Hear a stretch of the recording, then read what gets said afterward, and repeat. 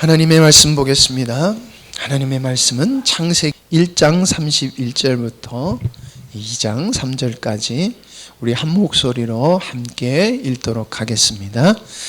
하나님이 지으신 그 모든 것을 보시니 보시기에 심히 좋았더라.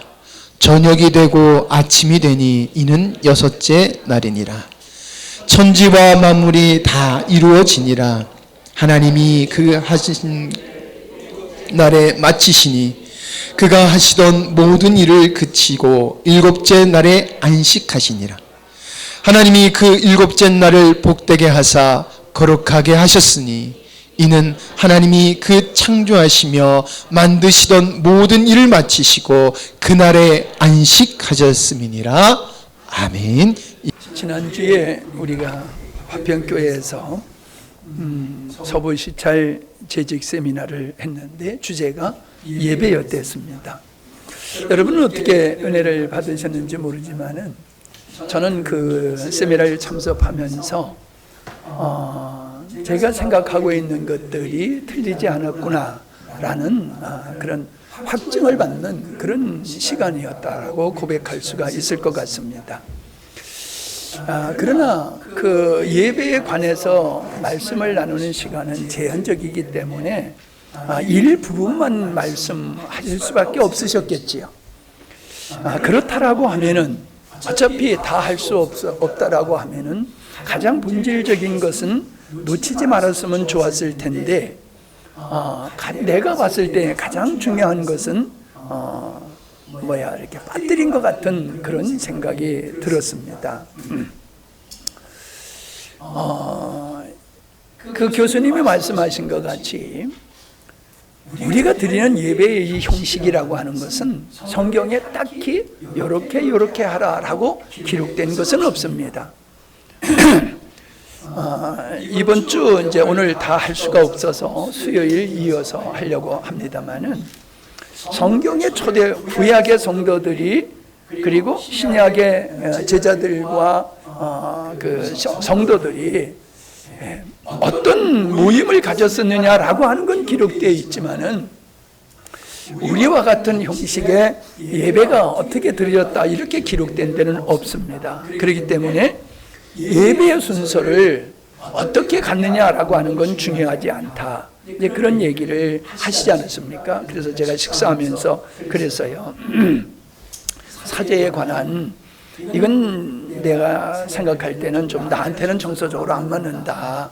왜냐하면 청주교에서 이렇게 고해성사를 하고 신부님이 내 죄가 사해졌다고 하는 이것은 성경적이지 않기 때문에 사제가 용서한다고 해서 용서가 되는 건 아니거든요. 하나님과 그와의 관계의 문제지. 근데 그런 것을 신약교회에 도입을 해가지고 하다 보니까는 마치 목회자가 죄를 용서해주는 권세를 가지고 있는 것 같은 분위기가 만들어지는 것 같아요. 목사님들이 그렇게 의도적으로 하는 건 아니겠지만은 그런 분위기가 형성되는 것 같아서 그저 개인적으로 하는 게 옳지 않느냐 이제 그러한 생각을 가져서 질문을 했더니 목사님 상관없습니다. 예배 시간에 사제의 시간이 죄의 고백 시간이 있든지 없든지 그거 상관없습니다. 그런 얘기를 하더라고요. 근데 밥 먹다 자꾸 물어보기가 뭐해서 물어보고 싶은 것이 있었는데 못 물어본 게 뭐냐 하면은 우리 같이 이렇게 자유롭게 예배 드릴 수 있으면은 보다도 이렇게 정성을 들여서 여러모로 아름답게 할 수가 있겠지요. 그러나 북한 같은 곳에서는 이렇게 공개적으로 예배 드릴 수가 없잖아요.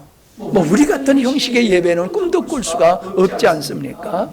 그래서 집안에서 예배를 이렇게 드리면은 아이가 바깥에 나가서 망을 보게 된다든지 아니면 산속에 들어가서 산속에 톡을 해서 찬송하고 기도하고 말씀을 보는 것이 되든지 우리와 같은 예배 형식이 아니라는 거지요. 그저 말씀과 그냥 찬양 기도 이것밖에 없다라고 볼 수밖에 없지 않습니까? 그런 그런 예배를 우리가 드리는 형식의 예배가 이게 정통하다라고 하면은 그런 예배는 이건 뭐 예배라고 말할 수가 없겠지요. 그래서 이제 그것도 질문을 하려고 했었는데 내 나름대로 답은 가지고 있으면서도 질문을 하려고 그러다가 식사 시간이라 더 하지를 못했습니다. 그래서 오늘 그 예배의 가장 중요한 예배에 대한 그 요소를 여러분과 나누려고 합니다. 구약은 모형이라고 분명히 기록되어 있습니다. 모형. 뭐에 대한 모형이냐? 예수 그리스도께서 행하신 것의 모형이 될 뿐만 아니라 우리가 예배하는 것에 대해서도 아주 건강한 모범적인 그 모습이 성경에 모형으로 나타나 있다. 우리가 이렇게 볼 수가 있습니다. 그런 측면에서 이 창세기에서 하나님의 천지 만물을 창조하셨다고 하는 이 창조 역사는 그냥 창조 사역을 기록해 놓은 것만이 아니라 하나님의 어떤 의도와 어떤 목적을 가지시고 천지 만물을 창조하셨느냐라고 하는 것이 이 창조 속에 그대로 담겨 있음을 제가 여러분에게 기회 있을 때마다 계속 말씀을 드리지 않았습니까? 그런데 오늘 이 창세기 1장 31절과 2장 1절과 3절은 바로 모든 것을 마쳐 창조의 사역이 마치고 안식하셨다라고 하는 이 말씀인데 이걸 제가 여러분에게 이렇게 말씀을 서두에 꺼내는 이유가 있습니다. 모든 것을 지으시고 보시기에 심히 좋았더라고 그랬어요. 우리 이건 형제님 내가 갑자기 질문해서 죄송한데 작품을 딱 만들고 딱 끝났을 때 기분이 어떠신지 한번 좀. 원래 말씀을 잘 하시니까 잘. 그렇지. 예.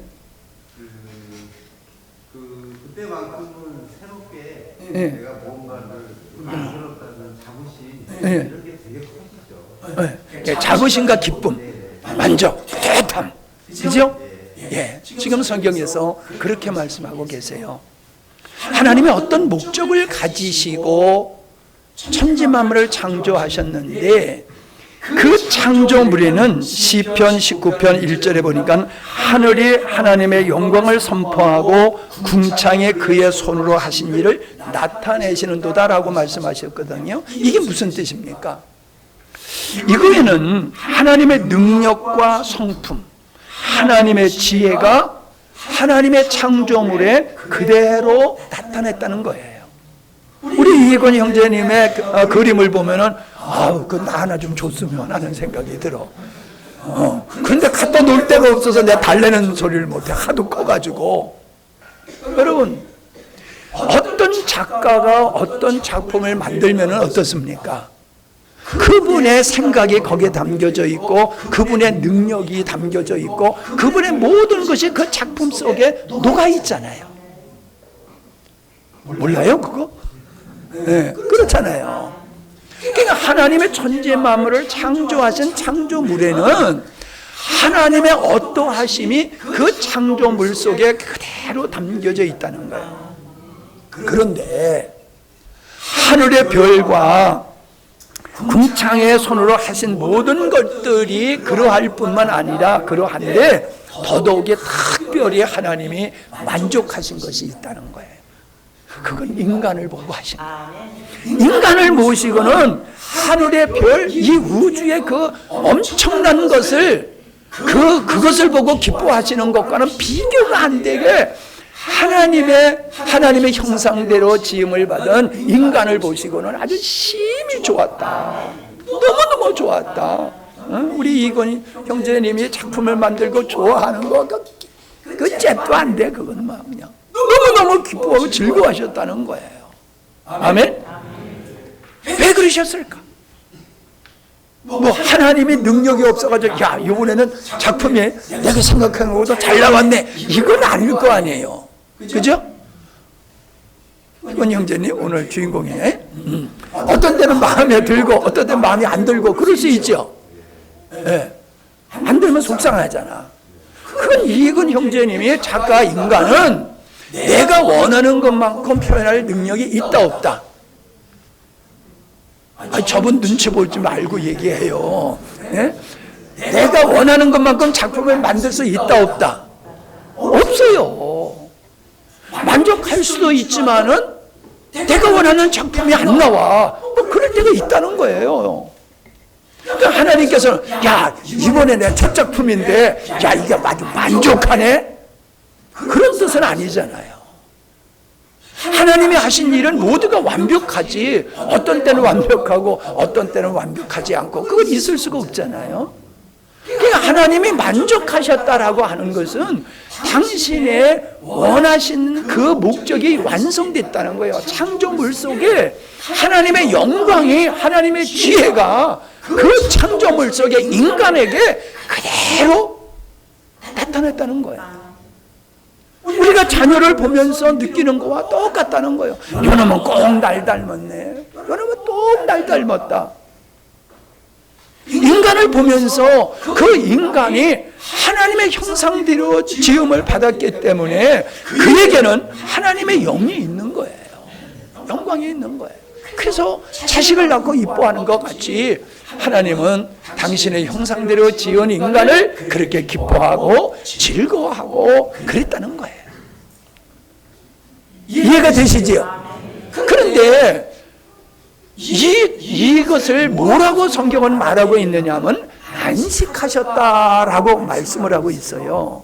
안식하셨다라니까는 하나님이 이제 천지 만물을 창조하시는 게 너무 힘드셔가지고 이제는 일을 다 마친 다음에 다 했네 이제 끝났네 이러면서 쉬는 게 아니라는 거예요.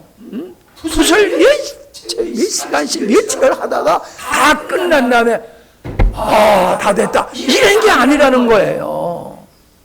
안식이라는 말은요 샤바트라고 하는 건데 이 샤바트라고 하는 말에는 휴식하다라는 뜻만 있는 게 아니라 마치다, 축하하다라는 의미가 있다는 거예요.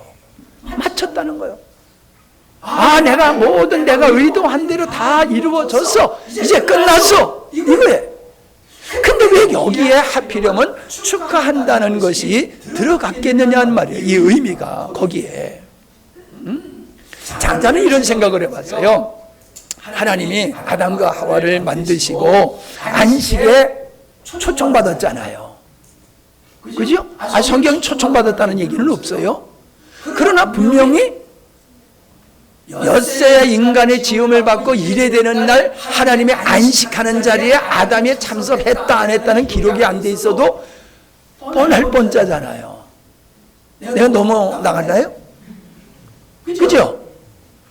우리 잔치하면은 사람 이렇게 초청해요 안 해요? 초청해요 안 해요? 초청하잖아요. 하나님의 천지 만물을 당신의 뜻대로 창조하신 곳에 인간을 하나님이 창조하셨단 말이에요. 근데 그 인간은 어떤 존재야? 똑같이 지음을 받았지만은 다른 피조물하고는 급이 달라. 급이 달라. 그죠? 어떻게 해요? 정복하고 다스리는 그 의무가 인간에게 있는 거예요. 그게 피조물의 머리에 있는 거예요. 하나님의 편에서 보면 너는 관리자다 이거예요. 그러니까 아담이 거기에 참여해가지고 어떻게 했겠어요? 하나님의 안식에 참여해가지고 아담이 어떤 마음이었겠어요? 멋지네. 멋지네. 그리고 있었겠어요? 참 하나님이 하신 일은 너무 오묘합니다. 너무 우리가 커서 측량할 수 없습니다. 하나님은 위대하십니다. 하나님 당신이 하신 일은 마땅히 찬양받으실 만한 것입니다. 그러면서 하나님께 영광 돌렸겠어요 안 돌렸겠어요? 하나님이 하신 일을 축하했겠어요 안 했겠어요? 축하했죠. 성경에는 축하했다는 말은 기록되어 있지만 안식하다라는 단어 속에 마치다라고 하는 것뿐만 아니라 이제 축하한다는 의미가 담겨져 있다는 이 단어를 통해서 우리는 아담이 무엇을 했느냐라고 하는 것을 우리는 알 수 있다는 것입니다. 그러므로 우리가 하나님께서 안식하셨다라고 하는 것은 하나님께서 당신의 능력과 성품, 지혜가 온전히 발휘되어서 하나님의 만족하시는 거예요. 그 만족한 곳에 하나님은 거기를 처소로 삼으시고 거하시는 거지요. 처소로 삼으시고 거하시는 것이 안식이다라고 하는 겁니다. 그리고 거기에 처소에서 안식하시면서 그 당신이 만드신 것을 보호하고 통치하시는 그런 것이 우리 이 안식 속에 담겨져 있을 뿐만 아니라 인간의 입장에서 보면 어떻습니까? 하나님께서 천지 만물을 창조하신 그 속에 하나님을 좌정하신단 말이에요. 거기 좌정하세요. 그 좌정하신 하나님의 영광을 우리가 성경에 보면은 아주 보석과 같이 빛나는 것으로 표현하고 있습니다. 그 보좌에 계시는 에덴이라고 하는 동산에 하나님이 앉아 계시는 그 영광을 보면서 인간은 하나님의 하신 일, 창조를 하신 일을 우리가 기념하고 찬양하고 경배하는 거지요. 그리고 그 하나님의 목적대로 내가 지음을 받았기 때문에 나도 그 하나님 앞에 부복하며 순종하고 그분을 신뢰하는 것이 이게 아담이 누리는 안식이었고 이것이 아담이 하나님 앞에 드리는 예배였다라고 하는 겁니다. 그러니까 하나님의 천지 만물을 창조하신 일곱째 날은 무슨 날이냐? 하나님의 영광을 받으시는 날이에요. 영광을. 그리고 모든 피조물은 그 위대하신 하나님을 찬양 경배하는 것이 그게 바로 안식일이었다라고 말씀하고 있는 것입니다. 보세요. 로마서 12장 1절 2절에 무슨 말씀을 하고 있습니까? 너의 몸을 거룩한 산 제사로 드리라. 우리의 삶이 하나님이 하신 일을 찬양하며 하나님의 뜻 앞에 주님을 신뢰하고 그분에게 순종하며 그분의 뜻을 완성해 나가는 것이 이게 바로 하나님의 원하는 제사, 예배다라고, 영적 예배다라고 분명히 말씀하고 계시지 않습니까? 에덴 동산에 에덴 동산을 하나님의 처소로 삼으시고 그 보좌에 계셨던 우리 하나님이 이제 오늘 우리 시대에는 믿는 자들 가운데 우리의 영혼을 보좌로 삼으시고 우리 안에 거하신다는 것. 그래서 고린도전서 3장 16절에 보면 너희는 너희가 하나님의 성전인 것과 하나님의 성령이 너희 안에 계신 것을 알지 못하느냐. 주님이 에덴에 계셨던 그분이 성막에 계셨고 성전에 계셨던 그분이 우리 안에 우리를 전으로 삼으시고 우리를 처소로 삼으시고 교회를 처소로 삼으시고 그곳에 거하시며 영광을 받으시는 분이라는 거예요. 자, 그런 측면에서 이 날을 안식일을 복되게 하셨다. 3절에 보니까는 하나님이 일곱째 날을 복주사 거룩하게 하셨다라고 말씀하고 있어요. 일곱째 날이 뭐하는 날이요? 하나님의 영광을 받으시는 날이란 말이에요. 하나님의 영광을 받으시는 그 날을 복을 주셨다. 여러분, 누가 그날만 되면 누가 다 복을 받을 수 있는 건 아니잖아요. 그 날에 복을 받을 수 있는 사람이 있다는 거예요. 똑같은 날이지만은 어떤 사람은 복을 받고 어떤 사람은 복을 받을 수 없다는 겁니다. 그럼 누가 복을 받을 수 있느냐? 하나님을 경배하는 자.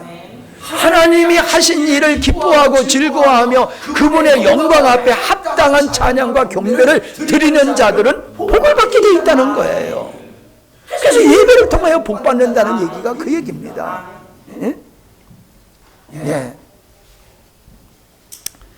자, 우리가 신명기 5장 6절을 보면은요, 십계명을 주시기 전에 너는 나 외에 다른 신을 섬기지 말라, 형상을 만들지 말라 하시며 세 번째 하신 말씀이 안식일을 기억하여 거룩하게 지키라고 그러셨잖아요.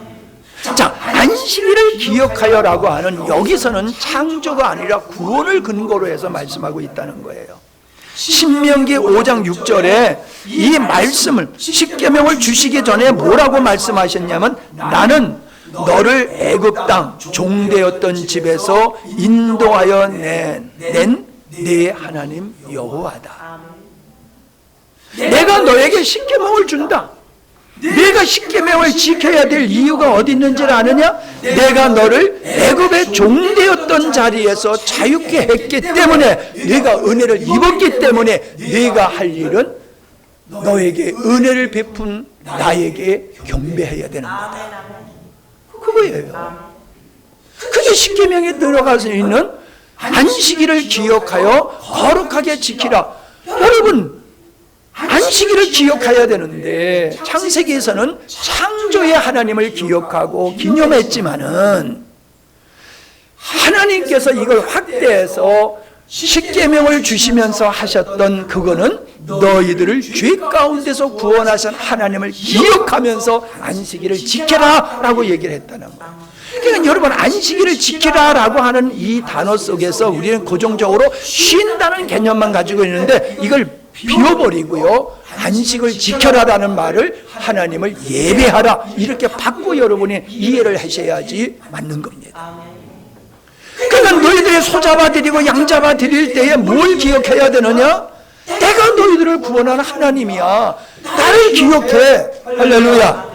안식일 날 그냥 일하지 말라고 그러니까 일을 안 하는 게 안식일을 지키는 게 아니라는 거예요. 안식일을 일하지 아니하면서 온전히 뭐만 해? 하나님께서 하신 일을 기념하고 즐거워하며 축하하며 찬양하는 거예요. 한번 봅시다. 이제 며칠 있으면 설날 오지요? 설날 일하러 갈 사람, 밭에 일하러 걸음 피러 갈 사람. 네, 형식 집사님, 바쁘니까 망치 들고 일하러 갈게요? 여러분, 명절이 됐어. 그날 일하러 가요, 안 가요? 안 가요. 왜 안 가요? 그날은 명절이야. 명절인데 가까운 사람들끼리 즐겁게 보내고 의미 있게 이게 보내는 게 맞지. 일하러 가는 건 그건 다른 날 가도 되잖아. 그러잖아요. 그러니까 안식일을 거룩게 지킨다는 건 뭐예요? 일하지 말라, 이게 목적이 아니란 말이에요. 야, 이 날은 어떤 날이야? 하나님이 우리를 구원하신 날을 기념하는 날이야. 그걸 즐거워하는 날이야. 근데 일하러 가야 되냐? 아이고, 일하는 건 그건 집어치고 우리가 이 날만큼은 아침부터 저녁까지 우리가 하나님을 기뻐하고 즐거워하자. 할렐루야.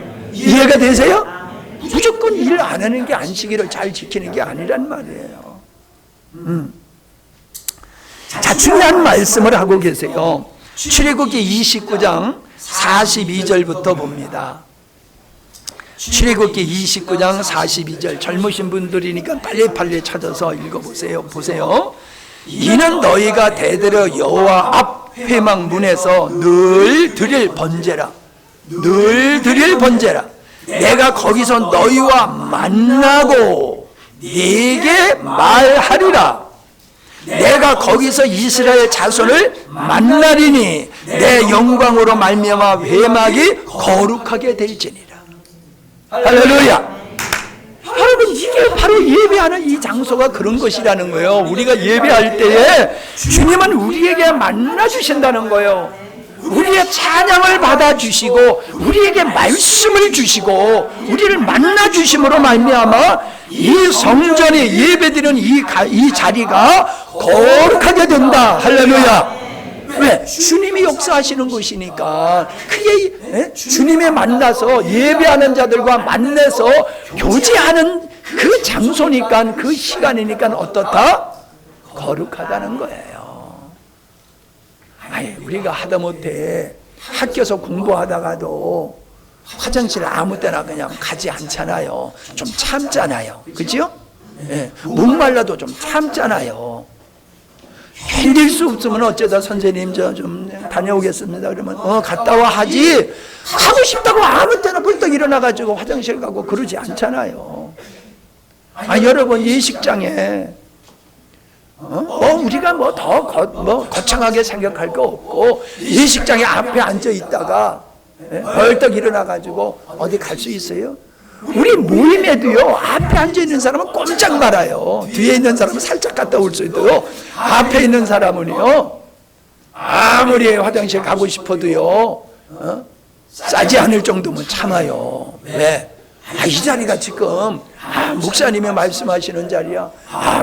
훌륭한 선생님이 지금 말씀하는 시간이야. 지금 줄에 이렇게 예식하는 시간이야. 근데 내가 여기서 함부로 뻘떡 일어나서 가면은 이게 파토 내는 거 아니야?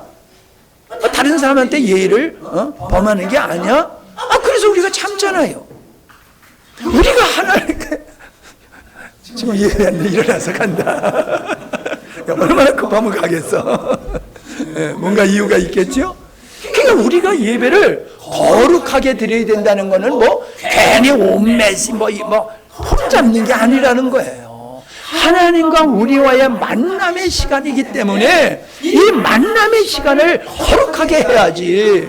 그저 친구들과 만나가지고 그냥 식당에서 찻집에서 만나서 떠드는 그런 식으로 하면은 안 된다는 거예요. 예배는 어떻게? 거룩하게 해야 된다는 거예요. 왜? 하나님과의 만남이기 때문에 그렇다는 거예요. 45절에 보면요, 내가 이스라엘 자손 중에 거하여 그들이 하나님이 되리니 그들은 내가 그들의 하나님 여호와로서 그들 중에 거하려고 그들을 애굽 땅에서 인도하여 낸 줄을 알리라. 하나님이 왜 불러내셨다고 그랬어요? 누구 읽었잖아. 그들 중에 거하려고 내가 불러냈어라고 말씀하시잖아요. 여러분, 자유를 주려고 이건 현상이에요. 노예 생활 속에서 불러낸 것은 그건 현상이에요. 본질은 뭐예요? 내가 너희들 가운데 거할 거야. 창세기 에덴에서 창조하시고 그들 가운데 거하시는 것 같이 불러내시고 나는 너희들에게 거함으로 너희들 중에 거하는 하나님이 될 거야. 우리를 구원하셨어요. 왜? 너희들 중에 내가 거하려고, 우리 중에 거하시려고 우리를 구원하셨다는 거예요. 천국 가게 했다는 것은 현상이고 본질은 주님이 우리 안에 거하시는 게 참 목적이다. 아멘. 그거예요. 더 재밌는 거는요, 출애굽기 30장 6절로 8절을 보세요. 그 제단을 증거계 위 속죄소 맞은편 곧 증거계 앞에 있는 휘장 밖에 두라. 그 속죄소는 내가 누구와 만나는 곳이요?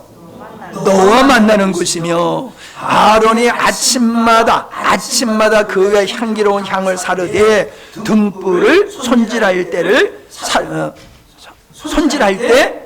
살을 지며 8절 또 저녁 때에 등불을 켤 때에 살을 찌라.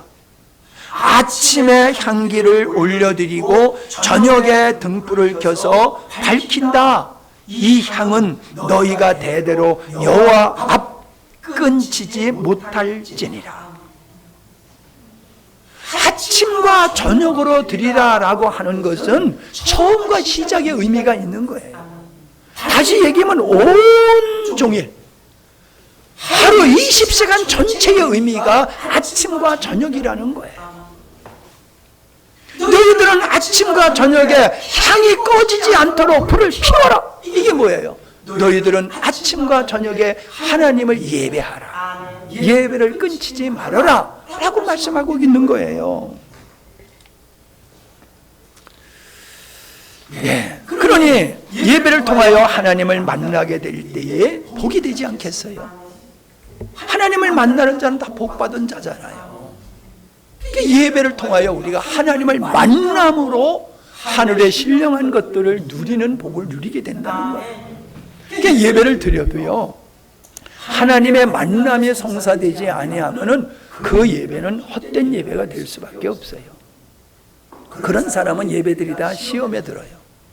자, 그 다음에 세 번째로 우리가 이 안식일에 제사를 지내고 예배를 드리던 것이 주일날로 바뀌었어요. 안식 후 첫날. 즉 안식에 구약은 모형인데 본질은 예수님이라고 그랬지요. 그 예수님에 관해서 예수님을 하나님을 찬양하는 이 본질의 예배가 구약에는 예표로 나타났다는 거예요. 제사로 나타났다는 거예요. 그래서 이제 본질이 나오는 거지요. 안식일에 예수님이 부활하실 수도 있잖아요.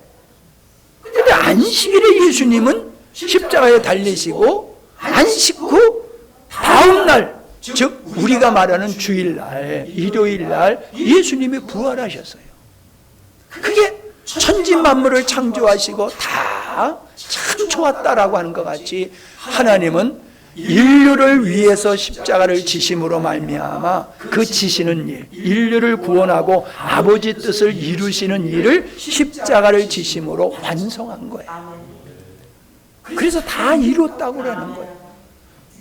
천지 만물을 창조하시고 보시기에 좋았더라라고 하는 것 같이 십자가를 지신 후에 지시면서 나는 보시기에 좋았더라와 같은 아버지 뜻을 나는 다 이룬다 이거예요. 아버지 뜻을 다 이루신 예수님께서 부활하신 그날, 아버지 뜻을 완성하신 주님이 부활하신 그날을 우리는 기념하는 거예요.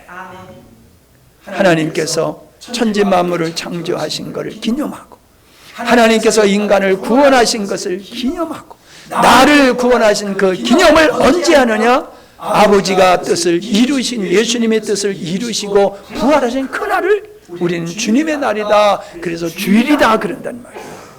주일날 우리는 예수님이 하신 일을 기념하고 예배하는 거예요.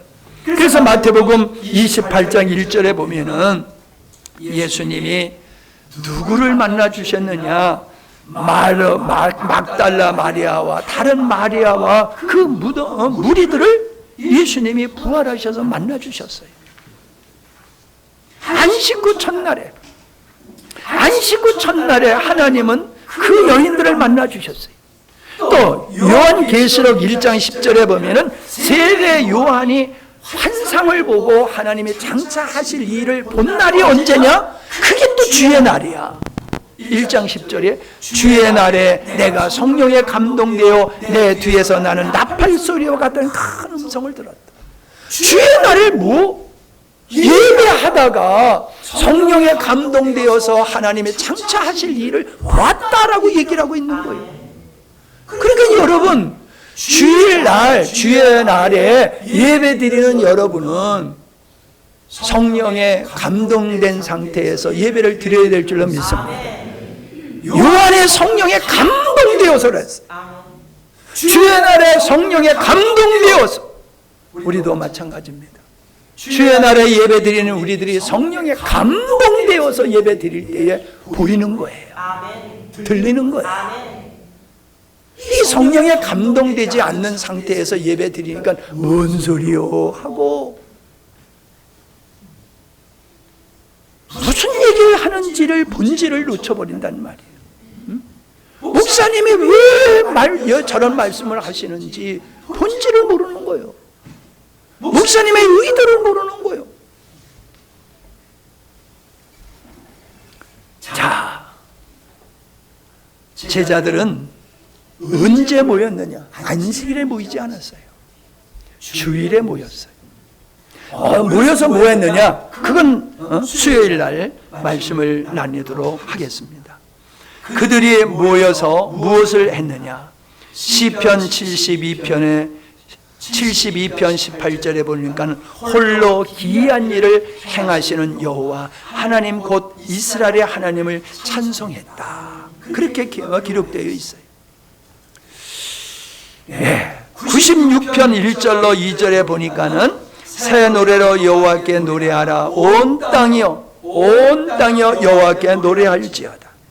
여호와께 노래하여 그의 이름을 송축하며 그의 구원을 날마다 전파할지어다.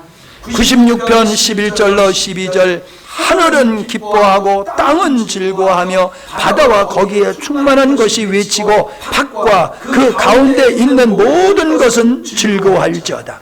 그때 숲의 모든 나무들이 여호와 앞에서 즐거이 노래할 것이다.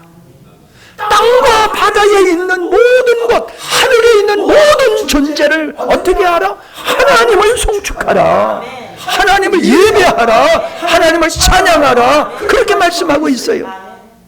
시편 148편 3절에 보면 해와 달아 그를 찬양하며 밝은 별들아 다 그를 찬양할지어다. 시편 107편 8절 여호와야 인자하심과 인상에게 행하신 기적으로 말미암아 그를 찬송할지로다. 여기 15절, 21절, 31절에 똑같은 말씀이 기록되어 있어요. 시편 104편 33절 보니까 내가 평생토록 여호와를 노래할 것이다. 내가 살아있는 동안 내 하나님을 찬양하리로다. 이게 그리스도인 구원받은 하나님의 백성의 자세란 말이에요. 시편 맨 마지막 절이 뭡니까? 호흡이 있는 자마다 여호와를 찬양할지어다. 호흡이 있는 사람, 여러분 호흡 있어요 없어요? 호흡이 있는 자는 다 하나님을 찬양해야 된다는 거야. 해도 되고 안 해도 되는 게 아니야. 바쁘면 빼먹어도 되는 게 아니란 말이에요. 에? 아니야, 아무리 바빠도 동생이 시집 가면 가잖아. 아니 나 바빠서 나 못 갈 테니까 부지나 보낼게. 아니 동생이 시집 가고 장계 가는데 그럴 사람 있어요 없어요? 아이 여러분은 좀 의심스럽구만. 가만히 있는 거 보니까. 에? 그런 자리에 빠지지 않잖아요. 그와 같은 거요. 주의 있는 사람은 하나님을 예배하는 게 당연해. 여러분 이게 제 주장이에요, 하나님 말씀이에요. 근데 왜 자꾸 내 생각이라고 그래? 목사님 우리 형편도 모르고 왜 자꾸 오늘 계모임 있어요 가야 되는데 자꾸 예배 드리러 오라고 해. 목사님 자꾸 그래? 아니 내 생각이 아니야. 내 얘기가 아니란 말이요. 응? 못 심는 거 중요해. 여러분 바쁘면 밤새워서 하세요. 주일날 빼먹지 말고. 주일날은 예배하는 날이에요. 응?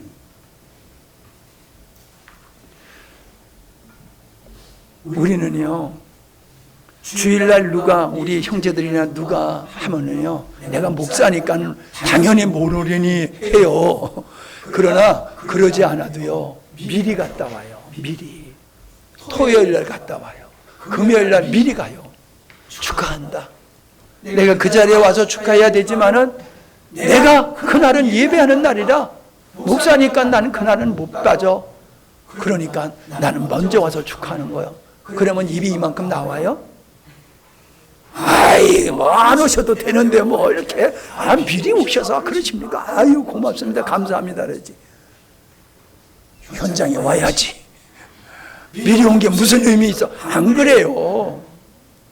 여러분 정말로 여러분이 예배를 하나님을 예배하는 것이 나의 사명이다라고 본분이다라고 믿는다라고 하면은 그런데 가는 것도 본분인 것 같지 하나님을 예배하는 것도 본분이에요.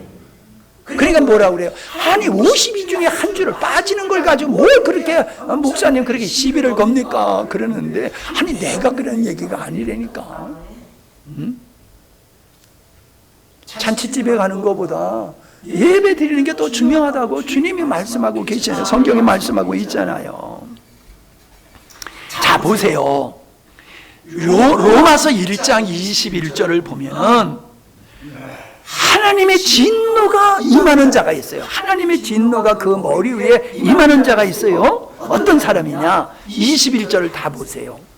21절 다 보셨어요? 찾으셨어요? 시작. 거봐 다 안 찾았잖아. 사기치지 마라. 왜 찾아보라네? 안 찾아보고 앉아있으면서 읽어보라고 안 그럴 줄 알았지? 찾아보라면 얼른 찾아봐야지. 중요한 거니까 찾아보라고 그러는 거잖아요. 자 시작.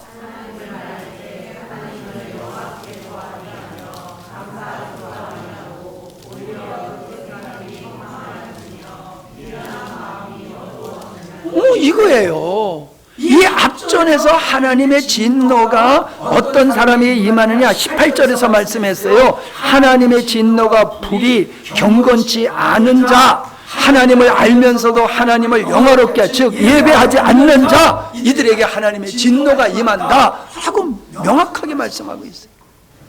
하나님께 감사치도 않는 자에게 하나님의 진노가 임한다고 그랬어요. 이런 사람들은 어떤 사람이요? 생각이 허망해가지고 헛된 것을 쫓아 산다는 거예요. 자기가 허망한 것을 쫓다가 망한다는 거예요.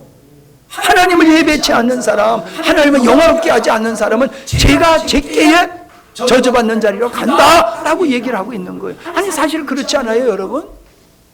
예배 드리지 않을 땐 뭐 하고 계세요? 여러분 예배 안 드릴 때 뭐 하고 계세요? 우리 주변의 사람들 보세요. 허망한 짓을 하고 있잖아요. 허망한 짓을.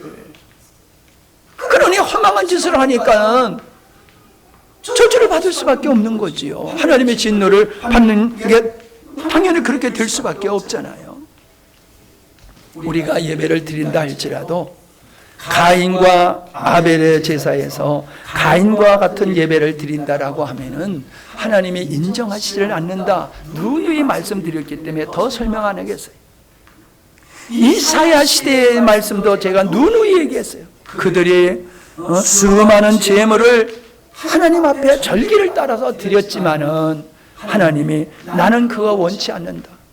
내 마당만 밟을 뿐이다라고 하면서 그렇게 예배하는 자들을 가리켜서 소돔에 관하나 고모라의 백성들아 라고 평가하고 계시다는 거예요.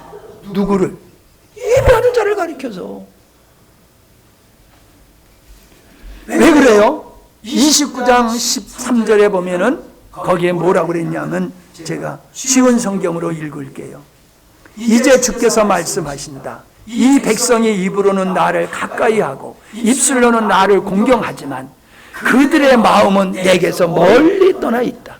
나를 섬기는 그들의 예배는 옛적부터 사람들이 의뢰해오던 관습대로 그냥 그대로 따라 행할 뿐이다.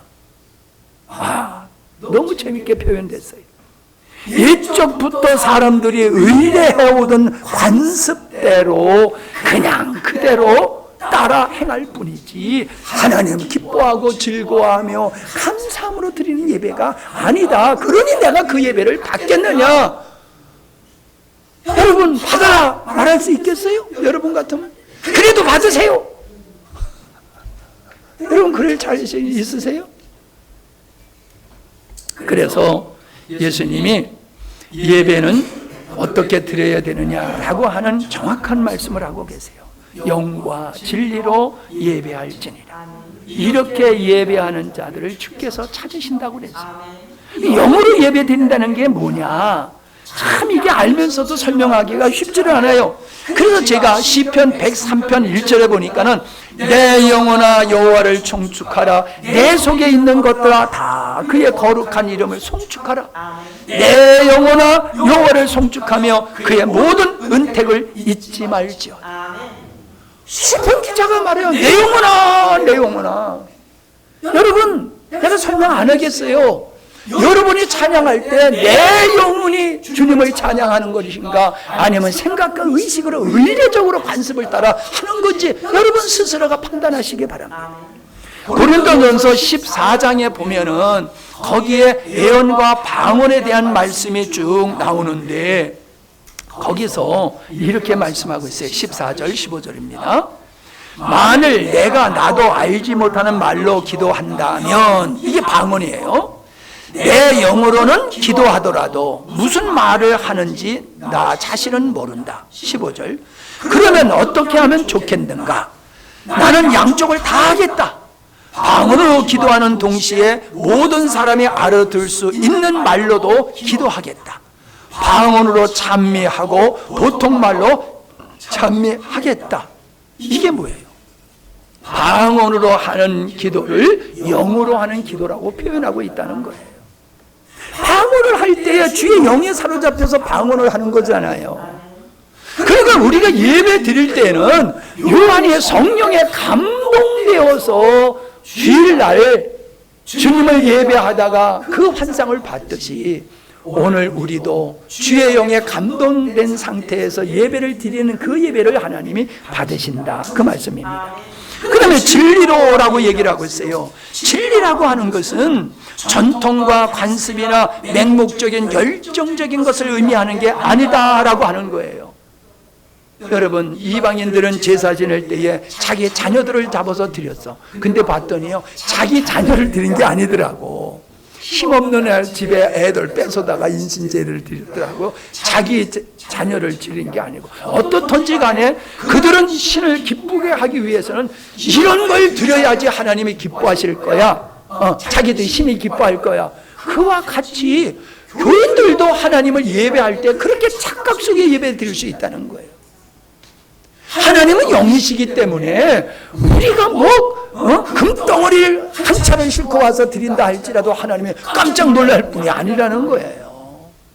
하나님은 우리의 회개하는 마음, 하나님을 사랑하는 마음, 하나님을 즐거워하는 그걸 기뻐하시는 하나님인 걸 알고 예배하는 걸, 그게 진리로 예배를 드리는 거다, 그 말입니다.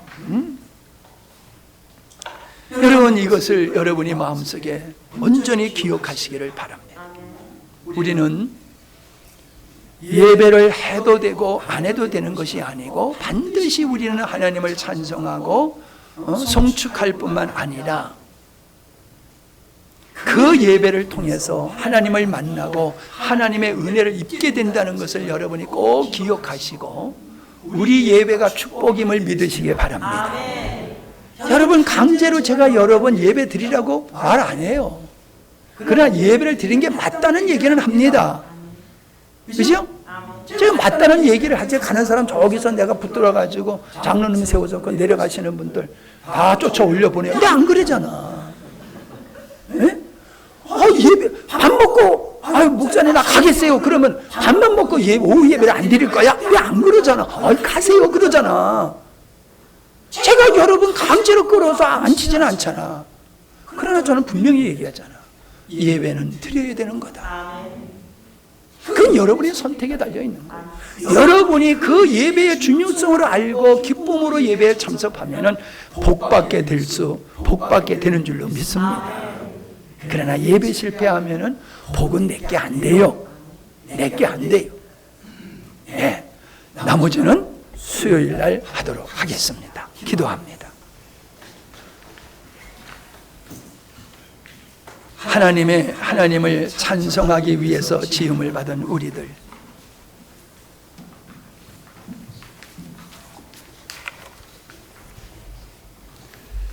우리는 아담이 하나님의 안식에 참여함을 통해서 보았고 십계명을 통해서 보았고 우리의 선진들이 주의 날에 하나님을 성령에 감동되어 예배하다가 하늘의 영광을 보았음을 살펴보았습니다. 예배는 형식적인 것이 아니라 해도 되고 안 해도 되는 것이 아니라 호흡이 있는 자는 하나님을 예배해야 됨을 분명히 주님은 우리에게 말씀하고 계십니다. 마땅히 예배할 자들이 예배하지 않는 것은 하나님의 진노를 쌓는 것이며 우상을 쫓아 살고 정욕으로 탐욕을 쫓아 살고 내가 내 인생을 내 것이라 하면서 살아가는 죄악된 모습임을 오늘 말씀을 통하여 우리가 살펴보았습니다. 이것을 우리가 잘 받아들이게 하시고 예배에 성공하여 하나님께 영광 돌리는 우리 모두가 되게 하여 주시옵소서. 11조 예물 드렸습니다. 선교헌금 드렸습니다. 생일 감사헌금 드렸습니다. 감사헌금 드렸습니다. 예배하며 제물로 영광을 돌리라는 말씀과 같이 우리의 믿음을 11조로 표현하고 하나님의 은혜와 감사한 것을 감사 예물로 표현하고 하나님의 이 일에 동참하는 헌금을 주님 앞에 드렸사오니 저희들이 입술로만이 아니라 마음으로 드린 이 모든 예물 위에 하나님께서 은혜와 공의를 베풀어 주시어서 저희들의 행사가 하나님께 영광이 되게 하시고 주의 복에 참여하는 우리 모두가 되게 하여 주시옵소서. 벌써 25년도 3주가 지나가고 있습니다. 너무나도 세월은 빨리빨리 지나가고 있는데 우리가 어떻게 살고 있는지 늘 성찰할 수 있게 하여 주시고, 우리의 인생의 마지막에 하나님 앞에서 우리가 후회함 없는 주님이 십자가에서 보여주신 그 모습이 우리의 모습이 되게 하여 주시옵소서. 감사드리며 예수님의 이름으로 축복하며 기도하옵나이다. 아멘.